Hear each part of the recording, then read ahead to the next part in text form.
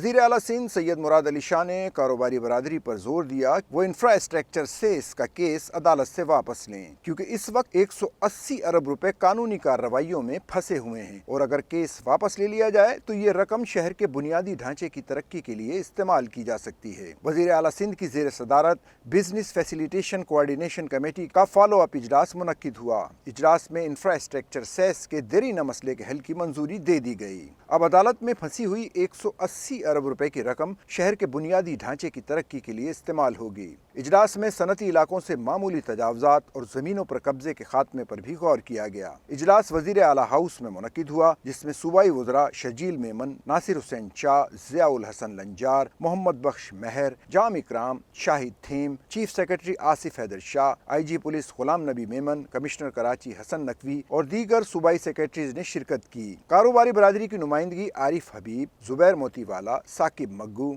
Javed Balwani, doctor ज़ेलाफ Munir और दीगर अफराद ने की। वज़ीर इत्तलात शर्जील मेमन ने इंफ्रास्ट्रक्चर सेस के मसले को इजलास में उठाया, जिसके खिलाफ कारोबारी बरादरी ने अदालत में केस दायर कर रखा है। वज़ीर आला ने इंफ्रास्ट्रक्चर सेस का मसला मुज़ाकरात से हल करने के लिए एक कमेटी तश्कील दे दी। कारोबारी बरादरी के रहनुमाओं ने वज़ीर आला सिंध से मुतालबा किया कि वो वफाकी हुकूमत से राब्ता करें ताकि UFG नुकसानात, गैस लीकेजेस कम करने के लिए ज़रूरी इक़दाम किए जा सकें। वाज़ेह रहे कि सिंध हुकूमत ने ताजरों की सहूलत और उनके मसाइल से आगाही के लिए business facilitation and coordination committee बनाई है। इस कमेटी के सरबराह वज़ीर आला सिंध मुराद अली शाह हैं। वज़ीर आला ने कमेटी का मकसद बताते हुए कहा था कि हुकूमत सिंध सनतकारों के मसाइल तरजीही बुनियादों पर हल करना चाहती है। उन्होंने कहा था कि सनतकारों के अराजी से मुताल्लिक मामलात हल किए जाएं। कमेटी में chief secretary, IG police, secretary सनत और रेवेन्यू अफसर शामिल हैं। वज़ीर आला सिंध ने कहा कि चेयरमैन बिलावल भुट्टो जरदारी से सनतकारों की मुलाकात हुई थी।